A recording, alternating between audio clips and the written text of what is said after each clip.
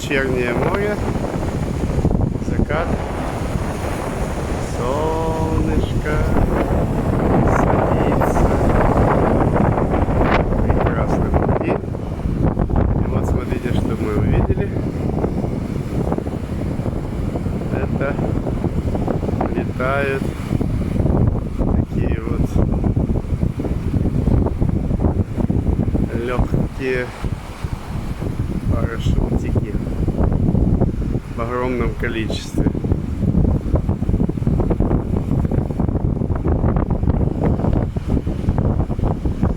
И что подумалось, что чтобы взлететь им, они не каждый день летают, а сегодня летают, и чтобы взлететь им нужна парусность, то есть целостность,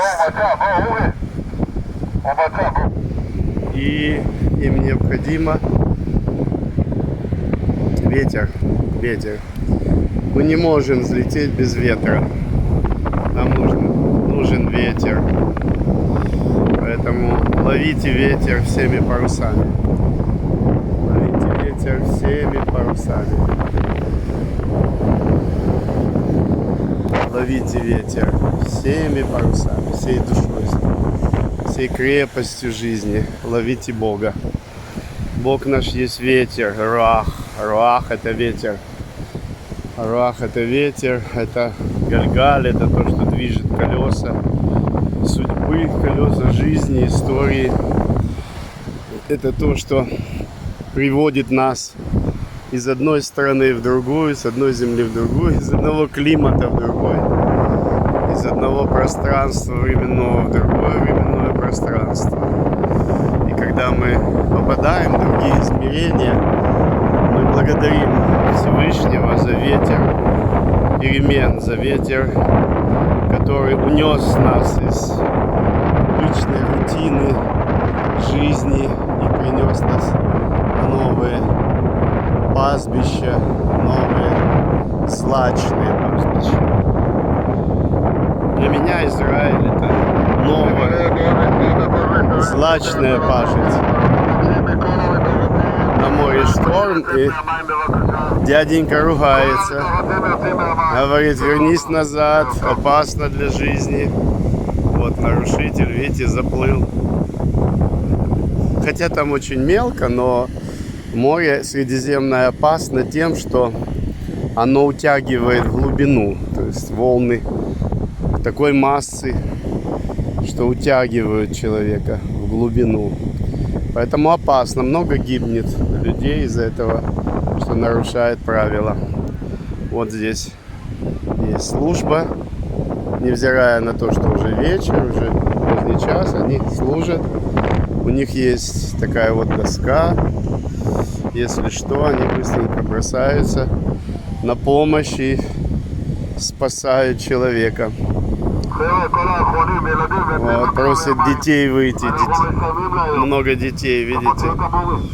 Опасно. В Израиле очень высоко стоит безопасность. В Израиле очень высока безопасность. И в Израиле очень люди с этим согласны. То есть безопасность превыше всего. Превыше всего. И когда человек в безопасности, он спокоен, знает, что ему ничего не угрожает, и все опасности, какими бы они ни были, они просто будут удалены из его жизни. Так и Всевышний нас помещает в свое царство, чтобы дать нам безопасность и шалом. Это две составляющие царства. Когда мы себя ощущаем в безопасности, мы ехали вот по дороге очень долго, движение скоростное, скорости здесь, конечно, повыше, чем, допустим, в Украине, дороги получше, но и транспорта побольше, потому что машина здесь не роскошь, а средство к передвижению. И вот на этой скорости нужно иметь определенные навыки, умения, чтобы справиться с управлением, учитывая, что на трассе попадаются там девушки, которые еще неопытные, они не знают хорошо, навыков не имеют. И могут создавать разные ситуации. Аварии тоже. Постоянно, каждый день аварии. Из-за того, что очень много молодых неопытных водителей. Поэтому наше движение в духовном пространстве тоже должно быть осторожным. Я уже написал об этом вчера. По поводу... Видите, какие здесь ракушечки красивые. По поводу молодых пророков или аналитиков. Все больше аналитиков, пророков мало. Или есть выдающиеся безобразных, но исполненные религиозного духа. Религиозный дух не является духом святым. Святой дух, да, это реальная личность, которая научает, наставляет, направляет, но делает это со всею возможной материнской осторожностью.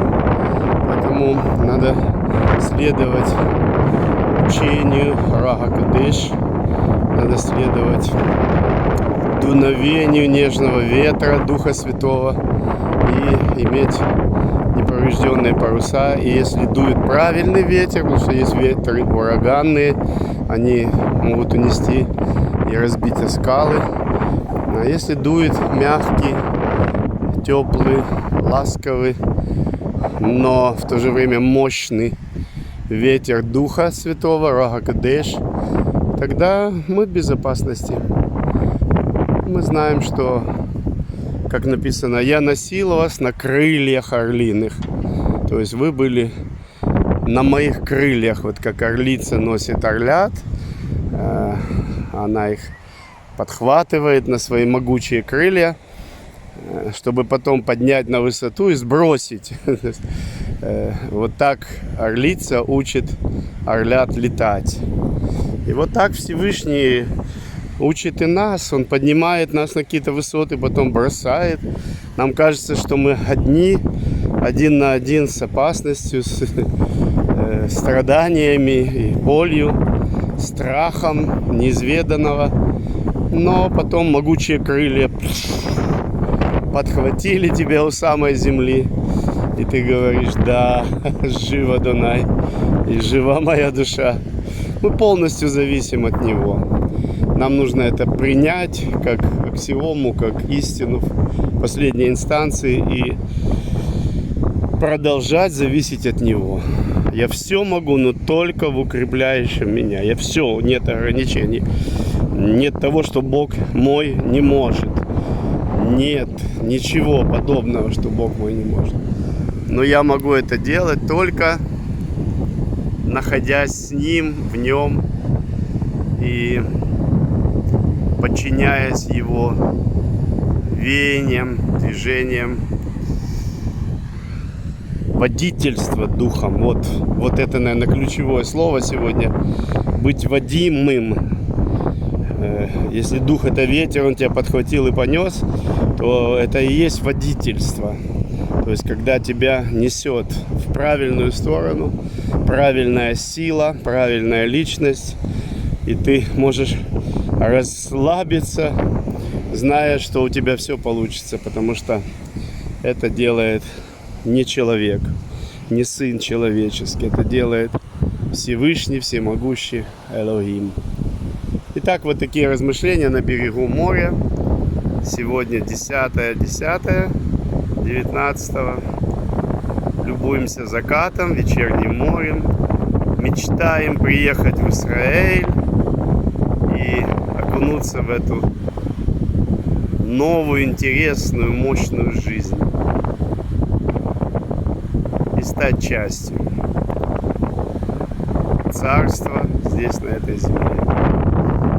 Отец, благослови всех наших ешурунов, благослови всех, кто с нами, всех, кто поддерживает это движение, это направление Твоего движения. И дай нам проводить жизнь тихую и безмятежную во всяком благочестии и чистоте. Пусть свершится Твоя воля, благая, угодная и совершенная. Пусть придет Твое царствие, которое есть сила и слава во веки להיכנס вечные. למים בבקשה. И скажем Амен. Господин, Амен.